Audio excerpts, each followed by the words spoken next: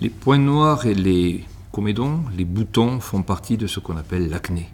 L'acné se définit par une production excessive de sébum. Ce sébum est de mauvaise qualité, il est trop abondant, il va se compacter, il va gonfler les glandes sébacées, il va s'oxyder et on va voir apparaître à la surface de la peau des comédons et des microkystes.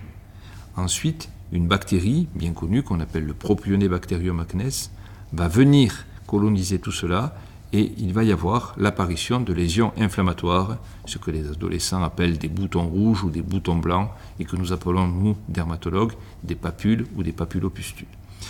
L'acné a donc ces deux versants, un versant rétentionnel avec ce sébum qui ne sort plus de la glande sébacée et aussi ce versant inflammatoire avec ces lésions donc remaniées par le Propionibacterium acnes.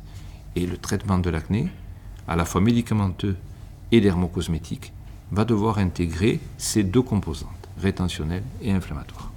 Quand on a une peau acnéique ou à tendance acnéique, il est indispensable d'avoir une approche dermocosmétique, seule ou en complémentarité des médicaments.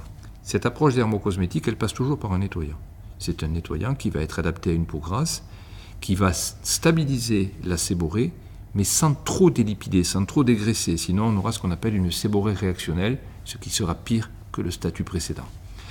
On pourra compléter cette approche par l'application d'émulsions séborrégulatrices et certaines de ces émulsions pourront également contenir des principes actifs qui vont aider à la désobstruction des follicules pilosébacés, c'est-à-dire à l'élimination des comédons.